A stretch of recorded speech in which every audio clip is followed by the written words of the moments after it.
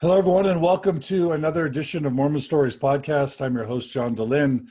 It is November 13th, 2017. It's super early in the morning, and we're really excited to be continuing our series on inappropriate interviews regarding sexuality with Mormons.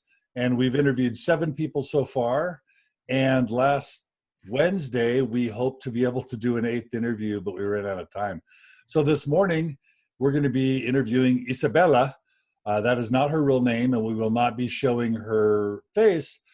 And Isabela, tell us why you don't feel comfortable using your real name or showing your face, just so people understand why this can be challenging. Sure. So I am a bishop's daughter. My dad was a bishop while I was growing up. And I feel uncomfortable talking about another bishop and my experiences. While I don't know if, my own dad did these things. I hope not. He doesn't seem like he would, but that's one. And if that were the case, it would really hurt my family. So I want to keep it as anonymous as possible, just to not hurt my family in any way. Totally. Well, let's jump into it. Tell us a little bit about your background and what will help us understand better your story. Sure. So I am born and raised in the church. My parents were converts. We moved to the United States when we were, my siblings and I were really young, and we were raised in California. I was fortunate enough to be raised in a Spanish branch / ward. I was a TBM until about the time I was in college, and learned a lot about reality, and then left the church, and recently. Right. So when you say Spanish ward or branch, tell us a little bit more about that. Sure. I grew up in a Spanish branch, and it became a ward while I was a kid. And for some people, when you say Spanish ward or branch, they're going to think like Spain, but tell us what you... No. The people there all speak Spanish. Okay. And it was, after watching so many Mormon stories podcasts, I guess I feel fortunate. They're not that they're more welcoming, but a lot of them are converts. So you don't have this aspect of feeling like you are, like you don't belong, or you're the new kid on the block, because basically everyone was there at some point. Okay, so there's some benefits to growing up in a Spanish-speaking. And then there are some disadvantages, but the biggest one would be community. Most of them come from Catholicism, where they're just one big happy family, and they want to eat all the time and party. But so there were some benefits, yeah. So a lot of either sort of Spanish-speaking Americans or people who came from Mexico, Central and South America. Is that right? That's right. Yeah. Okay. Or sometimes Brazil. We would get some Portuguese, because that was the closest they could find to their language. All right. Well, tell us about what these types of interviews were like for you in a Spanish-speaking branch and ward. Sure. So, like I said, I grew up with with 3 different, 4 growing up. The first one was was just a bishop. I don't remember much about him. And then my dad was my bishop for a few years. And then after that, I had two other bishops. And because of my experience with my own father, I kind of had an idea of not what to expect, but what it was like for the bishop who heard this news. For example, I had, there was a boy or a young man who had confessed, smoking marijuana, and my dad never told me that, but if he would see me hanging out with him, he would say, watch who you're associating with. I never knew why until I was older, and the kid told me, or the guy told me.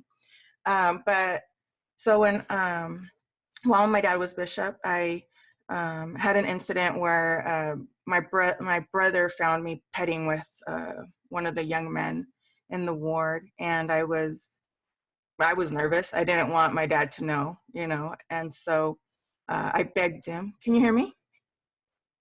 Yeah, he Oh, just caught you guys, just walked in or whatever.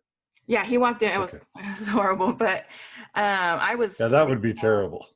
Yeah, I was my older, perfect, in my eyes, perfect brother. Neffy. It was Neffy. It was, yeah, Nephi. Well, yeah, and he so I begged him and I pleaded, don't tell my dad, I will confess to anybody else, and then I'll never do it again. And I begged and pleaded. And so he said, okay, as long, go talk to the stake president. And by that time we had a good relationship with the stake president, as any bishop's children would know. And so I did. So I went to the stake president, and I didn't tell him everything. I told him my brother walked in, and there was a boy in my room. And so he asked, so what was going on? And I didn't tell him. I told him, we kissed, and, but that was it, and he was kind, and he just, said, well, don't do it again. The rule in our house is no one from the opposite sex in your room. And if you keep that, you won't have problems. And I stressed to him that I would like that between him and I, and not to tell my father. So he kept it to himself. And then, but that was basically it. And so then during that time, just I think a year later, the guy went on a mission, and I wrote him a Dear John, and I ended it with him. I was no longer interested in him. And then my dad was released, and we had this new bishop who was, he was actually like third or fourth generation LDS. His family like started the colonies in Mexico. I don't know. He was a big deal. So he was supposed to be. And it just felt from day one, he had it out to get me. He didn't like the bishop's daughter that got her way all the time, or however bishop's daughters are perceived. I don't know. But I don't know. He seemed to have it out for me.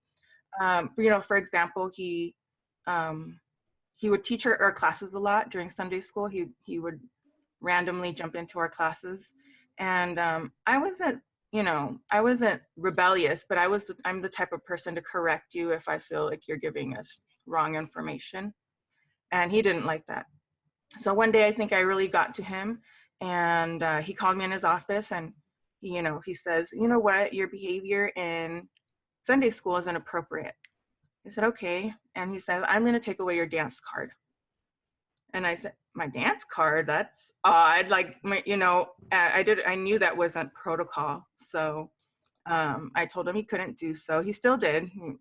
And so I went straight home, and I told my dad, hey, Dad, I got my dance card taken away. And he did the same thing. He said, your dance card? I said, yeah, apparently I'm not worthy of holding a dance card. And so, he called the bishop. He told him that's not what you're supposed to do. And I don't really know what he told him. He gave him whatever spiel bishops give each other. And then I got it back. I got my dance card back. And he did things like that all the time. He would call me to my office or make me leave a class and stand outside his office, and just really weird. I mean, now that I think about it, it is weird, because I felt like it was only me. Anyways, so one day, again, he called my house, and he scheduled an interview with me. So I went in, and we sat down, and he prayed, and then he was adamant that anything I told him was going to be confidential. There was nothing, and he just kept saying, no matter whatever you tell me, I can't tell your dad. And I said, okay. And he said, if I did, I would lose my eternal family, and that's not worth it to me. I'm going to keep everything you say confidential. Okay. And so then he finally says, so I just found out you used to date this guy, right? The guy that was on his mission that my brother caught us with. And I said, oh, you heard that? Okay. And he says, well, yes, I heard that there was an incident where he was at your house. And for me, that was odd because I had only told one person. And then there was my brother knew, and clearly the guy knew. So I said, yeah, he was at my house, and I have fixed that with priesthood already. I don't know what's going on. I don't know what this is. He's like, yes, but from my understanding, you weren't completely honest. And, this is the part of you that just starts thinking, oh my gosh, he really does talk, have some type of revelation, right? But I was nervous, and at this point, I didn't trust him because of the way he had been treating me. So I was like, no, I told him everything. I told him that, we kissed, and I wouldn't do it again, and it didn't happen again, And he said, no, from what I understand, you gave him a hand job. And sorry, I hope I'm not being too crude. I don't know how else to translate it. And I said, no, I didn't. I didn't give him a hand job at my parents' or at my house, And he said, well, again, Gracie, and he stressed again, confidentiality issue. And so, well, I heard that he fingered you. And I said, no, he didn't. He started getting a little frustrated, but it seemed like he's really trying to keep his patience. Like, well, just tell me, has anyone fingered you? No. No. And I'm getting upset and really, really upset with him. And I'm like, no, that hasn't happened to me. He said, well, if it did, what would you like to feel? Oh, this is disgusting. It was horrible. And I said, no, I've never done that before. I don't even know why you're bringing it up. And he, anyway, so he would ask a question, I would deny it, and then he would ask me if it had happened, what would I want it to feel like, Oh. And he went from everything from that masturbation to then actual sex, or actual copulation, and when I denied everything, and then finally he just got to a point where he was like, okay, fine. Now, were you lying because you didn't trust him, or were you not lying? Well, there was two reasons. The first one was I didn't trust him. He had already proven to me that he was out to get me. Yeah. And the second was I knew what happened afterwards. He was just gonna not trust me. He might not tell anybody, but he would find a way to make me feel or make people see that I was no good. So you felt like he had it out to get you, was trying to make you feel safe, so you would tell him something that then he could use against you in some way. Right. So, that's you just don't feel safe. I didn't. And I didn't before this. So you can imagine afterwards. And then he just started asking me about pornography. Do you watch pornography? Have you ever seen pornography? And I at that point, the only thing I said is I've seen naked women before, but that's it. And then he said, well, what type of pornography would you enjoy seeing? And then that was the first time in my life someone had ever mentioned women on women pornography. I had no idea what it was. As far as I was concerned, pornography was a rated R movie. And so I said, women on women, what do I was like, no, I've never even heard of that. And he said, no, I know you have. But like, those were the types of things he was saying is, I know you have. I know you did this. I know you did that. And as far as I was concerned, the incident was at my parents' house. I know that wasn't going on at my parents' house, right? So he asked me what kind of pornography does this guy like? And I said, well, he's on his mission. I'm guessing he doesn't like any, right? And I was really, finally he got so frustrated with me. He said, look, God knows what you're doing. I know what you're doing. And if you don't confess, then I won't be able to give you a temple recommend. I think there was a baptisms for the dead coming up soon. And I said, that's fine. Go ahead and not give it to me. I will be speaking to the stake president about it, because like I said, I was very outspoken, and which is why it's so odd to be anonymous right now. But so I didn't confess to him. And after that meeting, I was really upset. I went home. I didn't tell my parents of what was going on because, first of all, my parents didn't know what had happened. So I didn't want to out myself. but I was mad. And I told my dad, I never, ever want to be interviewed by him again.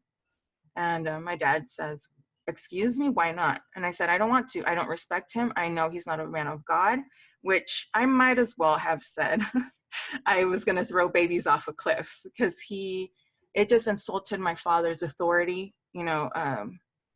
He used to always say, once a bishop, always a bishop, kind of thing. So he felt like I was insulting him. And I was like, no, this man, he's not a man of God. And it created a huge rift between my father and I. He felt that I was just going off the deep end because I didn't want anything to do with this bishop. And I didn't interview with him again. I became, I guess, a bit inactive, and that I didn't want to go to mutual. I didn't care about the dances anymore, even though those were our thing. People are asking what a dance card is. Can you tell them what a dance card is? Because sure. I think that's a California thing. Is it really? I think so. Yeah, I think it's California. So in order to go, so at 14, it was a big deal for us. Wow. At 14, if you wanted to go to the stake dances, we used to have, I think it was multi-stake dances. There was 5 stakes, and in order to go, we got these little cards that had, like, they were kind of like recommends, but it just told you what you could and couldn't do in at a dance. So you couldn't dance too closely. You couldn't wear skirts that were too short. Men couldn't wear t-shirts. They had to wear button-ups. So it just gave, and then the bishop would basically interview you and say, have you read this dance card? Yes, I read it. And then they'd ask, so like, you're not supposed to do these things. Yes, that's, yeah, just like kind of like a temple interview, but about the dance. And then as long as you answered the questions, you would sign them. The bishop would sign them.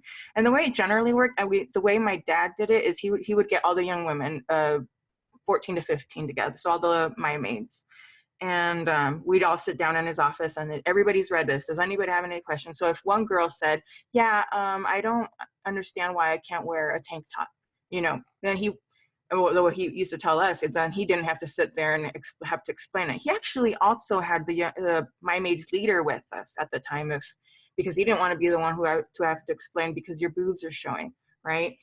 So that's what he used to do. Well, his successor would be alone with us to ask us these questions, and all that didn't even occur to me until afterwards. But so that's what a dance card is. And once you got this little card, were able to go to the next dance. I think they were for 6 months. I think that's how long they lasted. And then the next 6 months you get another one. I feel like that's right. Okay.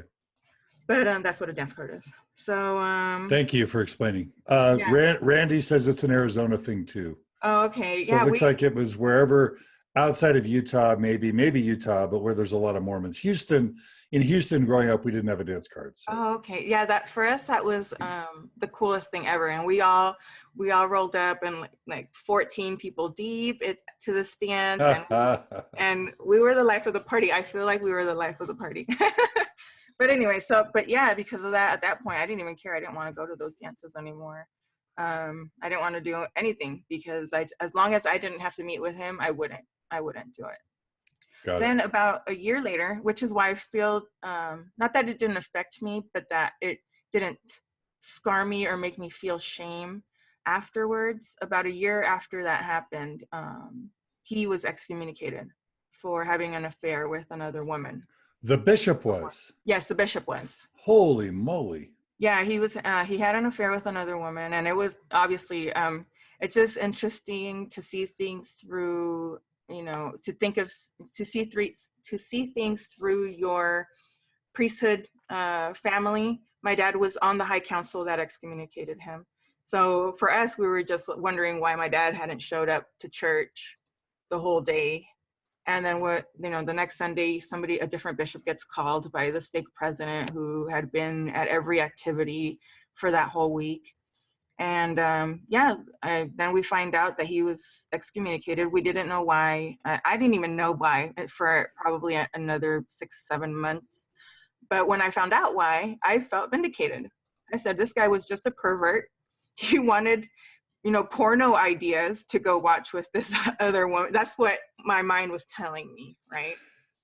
Yeah, that makes sense. If so, like when you're talking about some of the graphic words you use that he was asking you, Right, what what person would want to use those words with right, a minor in a closed room? right, And logically, the only thing that would come to mind would be someone who's trying to get their own gratification or who is themselves involved in and something. viewing and engaging Right, in those sorts of behaviors in a way that is not necessarily kind of private with their committed loved one, but instead is, right, I don't know, operating in a way that isn't aligned with the church's standards, even. Because right. what other type of coarse disposition would make someone want to even use those words in front of a 15 or 16-year-old girl? Right. And so I felt vindicated. Yeah. And that, like, in my mind, I was like, oh, he was just a pervert. Okay. That makes sense. Plus, it vindicated my, like, I lied to him. Good. I lied to him. If I'd have told him the truth, he clearly didn't care about his eternal family. So he would have said something. And so, in every way, I felt like I did the right thing, which probably, isn't the case, but, and, No, it's kind of cool that right. you followed your conscience, Yeah. you're even the Holy Ghost, if you will. You followed what felt right to you, Right. even though it meant lying, Yeah. but in a way you were protecting yourself and you were vindicated. That's a really, I'm proud of you, Thank you. I know, which is Isabella. yeah, thank you, which is the reason why I feel like it didn't, not that it didn't affect me, because it did in just small ways, but it didn't, it affected me in the fact that I became inactive for 2 years, right? Almost, because of him. But when I felt vindicated, I felt great. I didn't feel ashamed. I felt like he should be ashamed. But yeah, it was a, I guess, not a good experience, but it didn't seem to harm me the way that it sounds like other people have been harmed, which is unfortunate for them, that they haven't found out yet if if those bishops were perverts or not. But so it was fine, but it did affect me in that when my one of my kids decided to be baptized, I did not want that. I mean, there was only a baptism interview, but I didn't want her alone with the bishop at all. And this is years later, and I said, no, you cannot be alone with my daughter in any way ever. And Good yeah, for that's you. from, yeah. And yeah, so that was my crazy bit. That was the craziest I'd ever interview I've ever had, Hmm. a bishop. But I did have later on a bishop. I had a baby out of wedlock, and when I first confessed it to this bishop, he was great. But this kind of talks to what you had said about training. Um, I interviewed with him, and I told him what happened, and he wanted me to read the Miracle of Forgiveness or whatever. And but then he said something that was interesting. He said, because of our culture, I'm positive you're not considering adoption, right? And I said, well, no, I wasn't. But he's like, okay, you don't need to consider it. You have plenty of people here to help you with the baby. You have your family to help you with the baby. Don't consider adoption. And I said, Hmm. oh, okay, that's odd. What?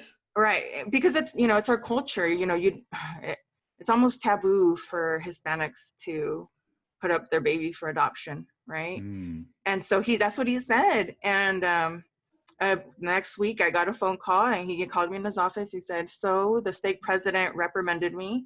I was not supposed to tell you not to consider adoption. What I was supposed to tell you is to consider adoption. What? Yeah. That's bad too. And so and it was, yeah, because you could see the internal struggle, because he's like, so, he gave me a bunch of little pamphlets, and he said, so, I guess you should consider it. And I was like, okay, but you could tell in his self where he's thinking, I don't want you to consider this because, again, it's your culture. And actually what he said, this was the first time I'd ever heard anybody say that, was, I forget that we need to let go of our culture and hold on to Christ's culture. And that was the first time I'd ever heard that. And not now until I'm older do I realize, oh, yeah, that's racism. Stop being Hispanic, stop having Hispanic values, and take on our values, which is to put this baby up for adoption, right? Because we don't know what Christ's values were around adoption. So we're going to impose Mormon, white Utah values But on I just Hispanic thought, people. it was interesting to me when you mentioned, hey, they're not trained to take on these things. This guy was a salesman. What the heck was he going to know about talking to a young woman about whether or not she should give up her kid, right? He just did what he thought was best, and then he found out that wasn't what was best according to a different guy. So the church says that it's a matter of pride that we have an unpaid clergy, unprofessionals that are just have day jobs. What do you think about that? What was your experience with that? I feel there are some great bishops, and then I feel there are some, not that they're, God, the only experience I have would be my own dad. And truthfully, there are some things that I feel now, I'm like, oh my God, I can't believe you did that. Right. And it's because he didn't know what else, how else can I condemn him? He had no idea what the heck he was doing. I feel he was genuinely just trying to help his congregation, but he didn't know. He had no freaking clue, what he was doing. And unfortunately, that could have hurt some people. And that's what. And that's actually why I'm being anonymous, because if he did, I don't want to know, and I don't want my family to find out, right? Yeah. So it probably hurt people, and it didn't need to happen. If he would have been trained, paid to be trained, whatever. And so I don't think that makes sense. What if somebody were to say, oh, well, leaders are fallible, they make mistakes. So that's just what it is being in the world. Leaders make mistakes. Yeah, if they were trained and paid, they'd be accountable for those mistakes, right? Right. Which now they're not. They're not accountable. No one, no one's gonna investigate these guys for what I would call now sexual harassment, right? No one's investigating them. No one's asking them if they talk to 14-year-olds about penises, and right. If anybody else would, if your daughter brought home a friend, and you start talking about penises, you'd be in trouble. But this guy does it randomly alone in a room, and he's not held accountable because he's clergy. Yeah. And that's not right. So what do you recommend? What can the church do better? How can it do better? The first thing I would say is stop doing worthiness interviews, period. But if that's not going to happen, then find professionals to do these interviews, or become professionals, but don't have a random person doing it. Yeah. Because even with that bishop in adoption, right. The point is you don't give people advice. You support them and help them make the decision that's best for them. Right. Not tell them to have an adoption, to adopt, put your kid out for adoption, or to not put your kid out for adoption. Right. Instead, you find out what's good for the kid, the client and the kid. Yeah.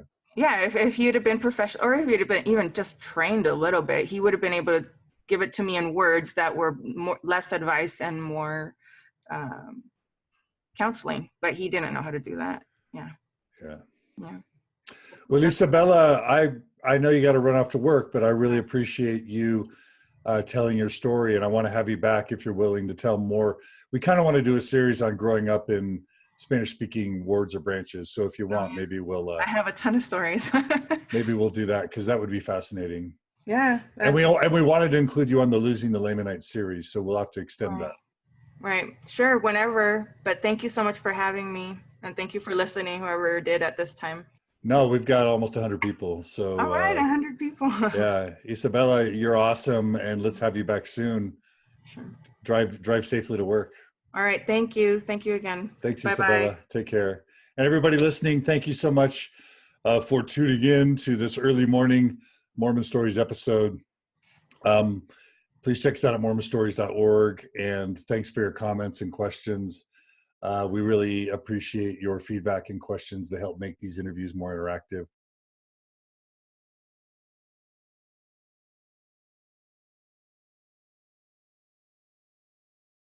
Hello, everyone, and welcome to part 9 in our series on Mormon Stories podcast. about Bishop and Stake President Inappropriate interviews. But without any further ado, we're really grateful that Hannah has been willing to join us and to share her story as well. So Hannah, welcome to Mormon Stories Podcast. Thanks so much.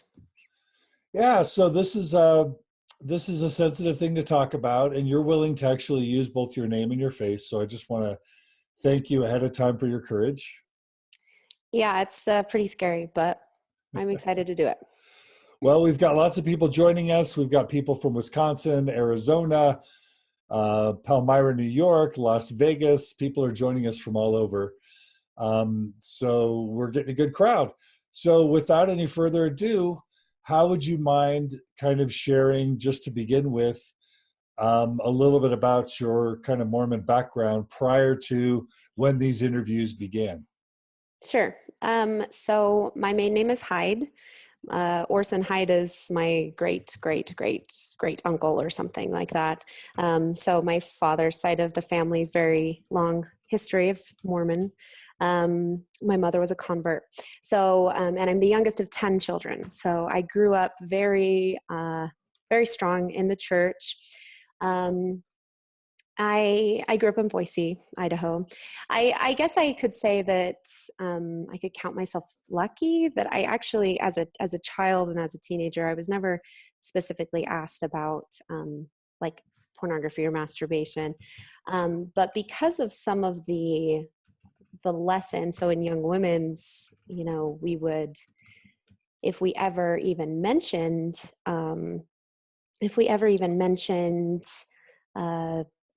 pornography or masturbation, it was all in the context of the boys. So it was, how can we help the boys stay pure, or not look at pornography, and then it would always lead into a conversation about modesty, which I think is a whole nother toxic idea that we can talk about. But yeah, it was, if I could just bring that up for just a second. I was talking with a close loved one who actually expressed concern about this series because in her experience, female sexuality was sort of ignored or denied. And that's what she thinks is the most common experience for young women and even women in the church. Do you have a reaction to that or a thought about that? well, I totally agree. And because I was a normal teenager with hormones and I experienced those feelings, but no one ever talked about it, I interpreted that as, oh, I'm not normal. That's not normal for girls to feel this way. And what was that? Why was that hard for you? well, it was hard because of what I was experiencing. And I thought, now I can look back and say that it's totally normal, but it was so, there was a lot of shame that I maybe heaped upon myself, because whenever these things would come up, it would always be in the context of boys, like the boys, stay, we need to be ugh, gross. It's so gross when I talk about it. We need to be modest for the boys so that they can have pure thoughts and all that, yucky rhetoric. And because, so in a weird way, because I was never asked about it, it almost, like, for me, emphasized it even more, so that when I got to college, I had a healthy dose of shame and guilt surrounding all things, with my sexuality. And so so that kind of brings me to that, my experience with the bishop. I had recently, I'm just going to share everything today. I recently got out of treatment for an eating disorder. And I was in treatment, and I had completely kind of thrown myself into the gospel again. I was like, okay, I want Heavenly Father to heal me, so I'm going to keep the word of wisdom, and I'm going to stop drinking coffee, and I'm going to do everything right.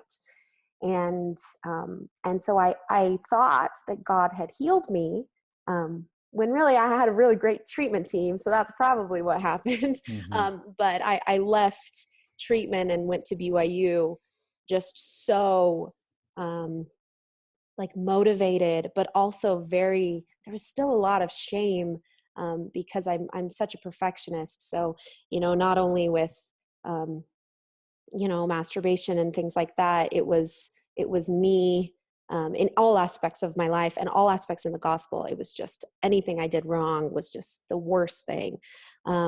So I came to the bishop, and I probably had been in this young single adult ward for probably 2 weeks.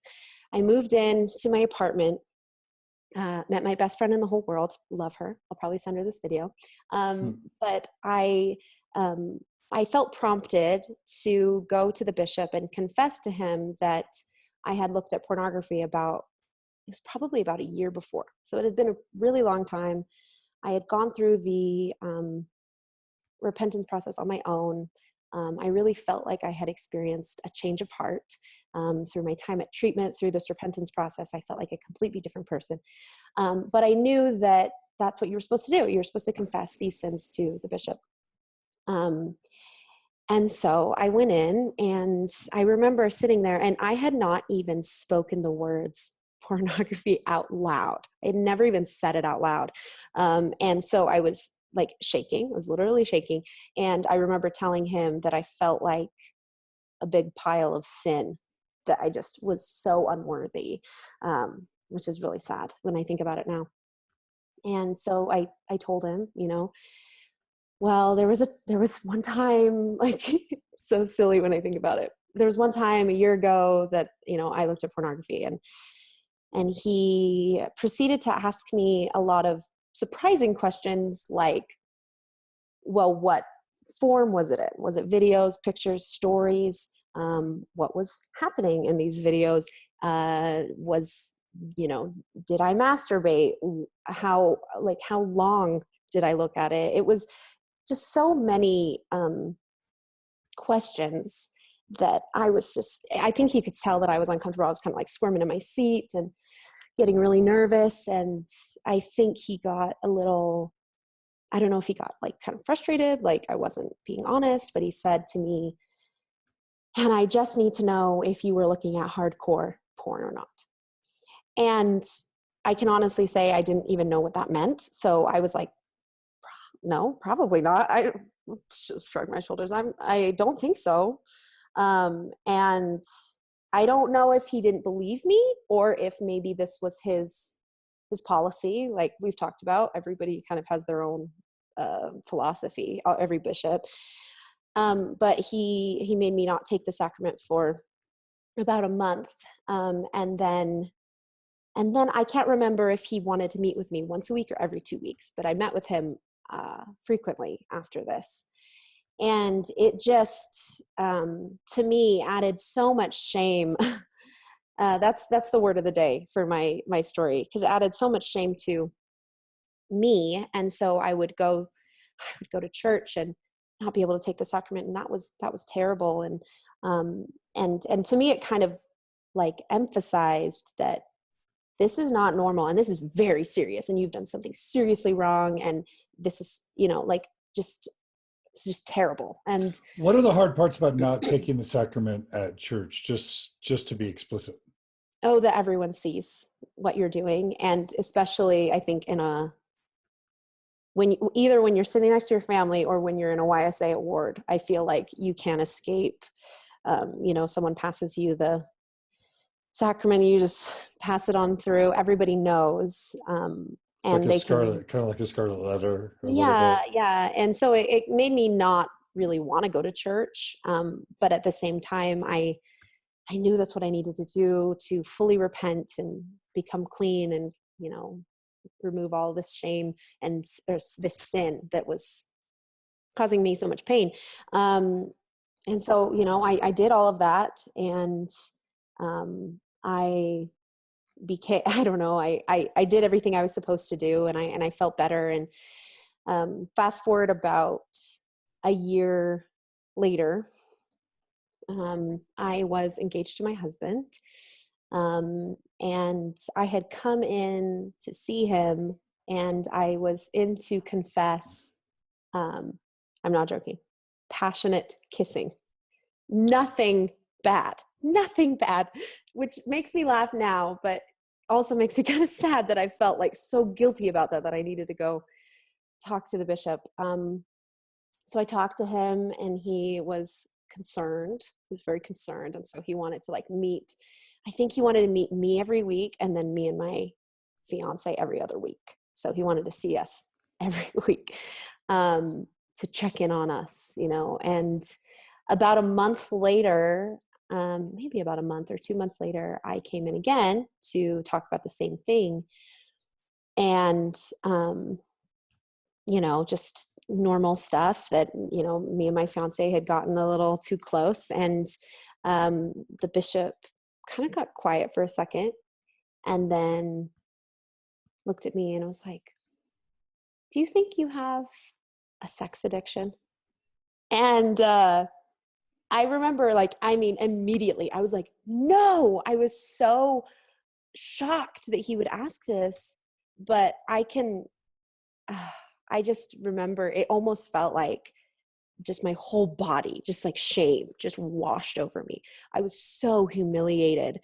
And even though I was like, no, absolutely not, that just familiar voice in my head was like, you are not normal. Maybe he's right. And that was just horrible. And to be honest, I don't even remember the rest of the interview because I just could not stop thinking about that. I was just like, no, I'm absolutely not. I don't have a sex addiction. And I left, and I did not tell anyone about this experience. I didn't even tell my husband until maybe a year or two into our marriage, until I finally realized that that's like a really weird question to ask someone, especially someone who's never had sex before. That just seems so ridiculous. But at the time when it happened, I trusted him so much that I was like, well, he wouldn't ask it if he didn't think it, right? And so it was very confusing for me, and really hard. And so I mean, I left. What did you see his relationship with God being, and his relationship relative to you and God, just so that we understand maybe the full gravity of what that type of comment might feel like? Well, you know, he's kind of, what are we taught, that the bishop's like kind of a mouthpiece for God. And I knew that, you know, I trusted bishops and stake presidents so much that I really did. I honestly didn't see any fault with him at that time. I mean, I was like upset, but I thought it was just me. Like I was upset because it was true or whatever, you know, like that scripture that says they take the truth to be hard or something about like sin, you know. And so I literally thought that was me, that I was so upset about it because that it was true, you know. And so I literally didn't see anything wrong with what he said at the time, because I trusted him. I thought that he was an inspired man of God, and that, you know, what he was saying was maybe it was true. Mm. And so that was really difficult. And so I left, and I actually didn't see him again ever. I just decided, I was like, and I think part of it was just embarrassment. I was like, I don't want to go back there. And another thing was when it felt like he was using everything that I told him before against me. Like he was remembering when I had come in a year before, he was remembering when I had come in, you know, and talked about my fiance. So he was kind of creating this story of who I was, which was so far from the truth, you know, of having a sex addiction, which is just absolutely ridiculous. But it felt legitimate to you. Definitely at the time, in your self shame. Yeah, I couldn't shake that. And the repercussions of that lasted a frustrating amount of time. And I wish that it didn't, because, you know, now that I look back, I feel upset that I even let this man know these things about me. He didn't deserve to know those things. And then for it to kind of stay with me for so long was also a very frustrating thing, because I didn't think that I didn't want him to have power over me. And so when I got married, I tried to just kind of stifle these thoughts and stuff.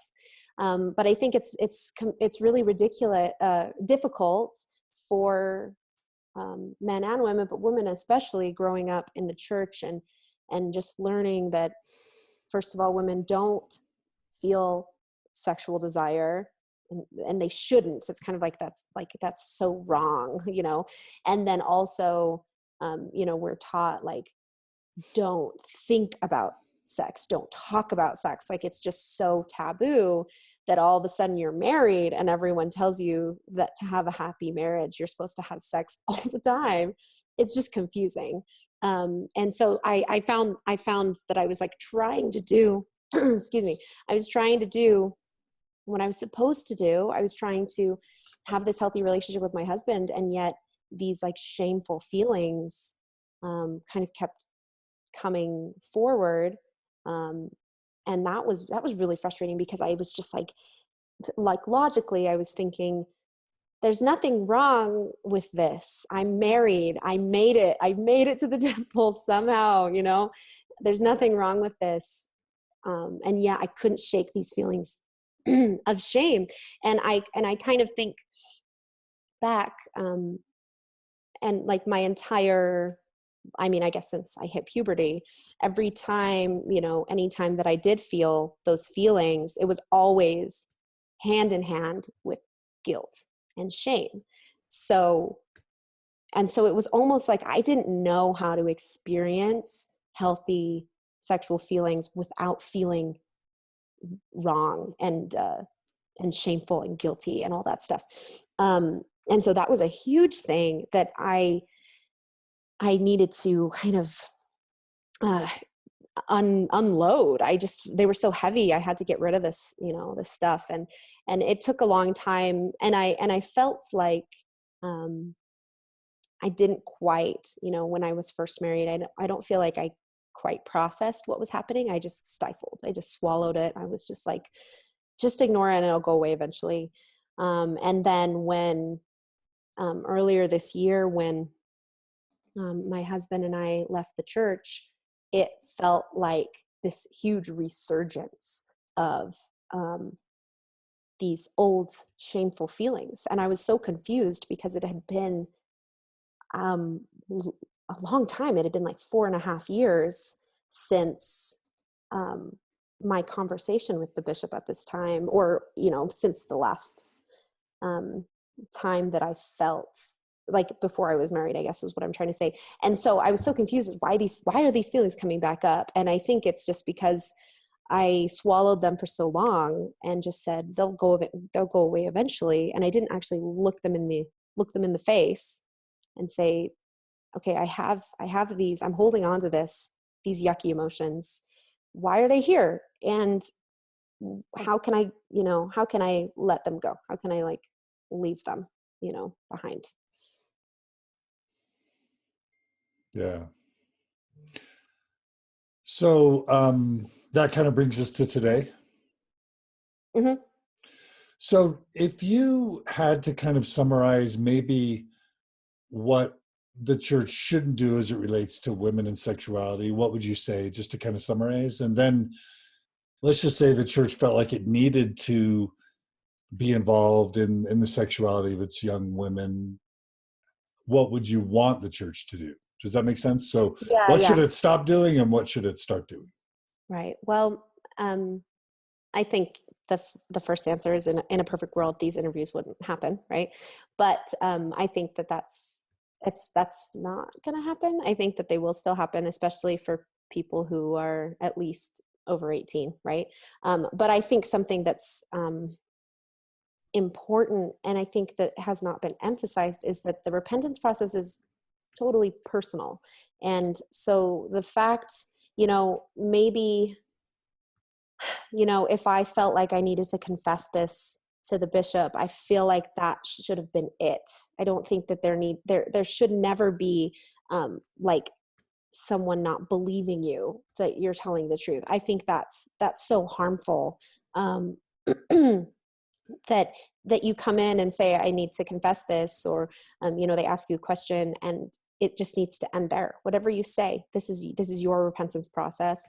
So that's really important. I think the first thing that needs to change, and also regarding if we're going to be teaching our youth about chastity and everything, those are conversations that need to happen with young women's with their female leaders, and that's something that needs to happen with the young men separately. And I think it's important that it happens with their female leaders and not when the bishop awkwardly comes in and talks about pornography and chastity and things. It's just awkward, and I think everyone gets uncomfortable when that happens.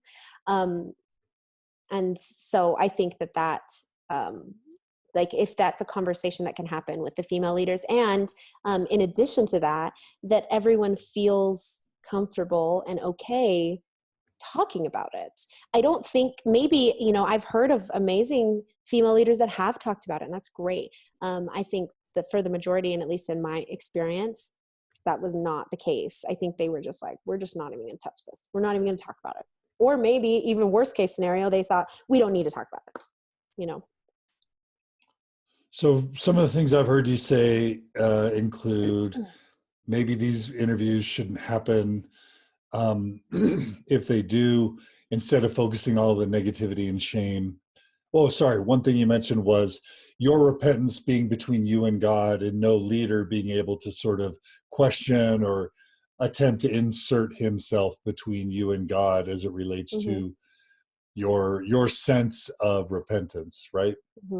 And maybe you would like to hear or see a sex positive set of messages for young women and men starting from a young age, where sexuality isn't just, to begin with, is acknowledged, so that women especially don't feel like they should have shame just for feeling sexual, but instead they can be acknowledged as sexual beings and have that sexuality discussed in positive terms with women, not just negatively when the men show up. Yeah. Are those? Well, yeah. And that actually reminded me of, that same bishop I'm talking about would often bring the Relief Society and the Elders Quorum together just on random Sundays. And it was almost like chastising that he's constantly getting people coming into his office about the law of chastity. And so now we have to talk about it all together. And it was always just like so uncomfortable. I think specifically for me, because I was like, is he doing this because of me? Excuse me. And then I think everybody was just like, oh gosh, this is so weird that we're all combined, and it was not a positive message. It really did feel like there was chastisement. He was lecturing us, like almost like a punishment. It was very awkward. And so that's something that I think should not happen, especially for our youth. This is a group of adults. And somehow I made it out the other side. I hope everyone else did, but, especially not for the youth, because, the youth and children, like, we kind of create stories in our brain to process the information we're getting. And so from a young age, I was processing the information I was getting as these are bad feelings, and extra bad when they are experienced by a woman. And even just one leader or one person saying, hey, here's why you feel this way. Let's talk about hormones. And then it's totally normal. Let's go from here and like learn as we go. You know what I mean? I never even got that simple sentence. And I think that would have made all the difference for me. Okay. Well, Hannah, I'm so sorry for the difficult challenges. Do you feel like you've been able to kind of work through it?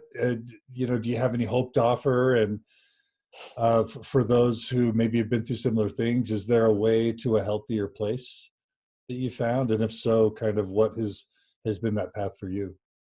I think I managed it on my own, and I think that was really important for me because I had spent so much time kind of like disassociating from these bad feelings that I I had to look at it and I had to deal with it on my own, and it was very cathartic, and it was also very emotional. And I was finally able to look back and say, wow, those questions are really gross. And those questions are like, that's so weird. What a weird, shameful question to be, that I was being asked. And now I can kind of laugh about it, which I think is good. But I think that, if anyone out there is experiencing what I was talking about, where any, sexual feelings are just hand in hand with shame and guilt, I think that's something that needs to change, because that's not how it should be. We shouldn't have to carry those really heavy feelings of shame. And and sometimes that's something that you can do on your own, or sometimes you need like a therapist's help or help from your spouse, or whatever it is. But I think that should be a priority, because life is short. Life is too short to carry such gross emotions. Such shame is like the worst emotion, in my opinion. It just feels so terrible. And I just think we got to do what we got to do to get rid of it. All right. Well, Hannah, thank you so much for being willing to share your difficult story with us. We've seen a lot of comments here on Facebook Live of people. Kat writes, absolutely, Hannah. I think the common denominator here is any advice from untrained leaders. So Kat's talking about this lack of training for Mormon priesthood leadership. Hannah writes a different Hannah. She writes, the same abuses can happen with the female leaders, though. So again, it's this idea, we want to think that this will all be fixed if women can be leading women, and that's we just can't assume that that's always going to be the case. Mm-hmm. Chelsea writes, turn it off like a light switch. She's referring to this idea of all the negative and shaming messages that apply to sexuality, and then we're expected to kind of turn all that off when we get married. Mm-hmm. And that's not realistic. And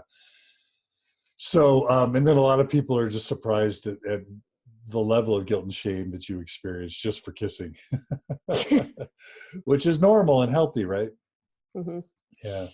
So anyway, we're grateful to all who joined us through Facebook Live to share their perspectives. Hannah, we're grateful for you. Anything you want to end with as we end this interview? Any final words or comments or thoughts for our listeners? Nope, I think that's it. Thanks for having me, John. All right, Hannah, wishing you well, and please take care and join us again on Mormon Stories. Tell us what you do for a living, because maybe some people might find interesting kind of what you do. Oh, I am a voice teacher. I'm based in Orem, Utah, but I also do Skype lessons. So any singers out there can find me at hannahbales.com. That's Bayles. And you're a great singer. But you also direct musicals, right? I do direct musicals too. Yeah. John, you're gushing about me. Stop it. Where can people see your musicals? I'm currently music directing the 25th annual Putnam County Spelling Bee at the Midvale Main Street Theater. It's a lot of words. All right. We'll keep up the good work, Hannah. Thanks, John. All right. Thanks so much. And thanks to all our listeners. Please, send us your email, any questions, comments, ideas at mormonstories@gmail.com. The conversation continues both on YouTube, on the Mormon Stories channel, and also at mormonstories.org. Thanks for everyone who supports us. For those of you who support Mormon Stories podcast and the Open Stories Foundation, your donations go to keep us alive, to support our mission, to support our staff. So thank you so much for the support. And if you want to support us, if you want to see content like this continue, please do go to mormonstories.org, and you can donate 10, 20, 50, $100 a month, whatever you can afford. Those recurring donations are what allow us to keep going. So thanks for all the support. Thanks to everyone who joined us.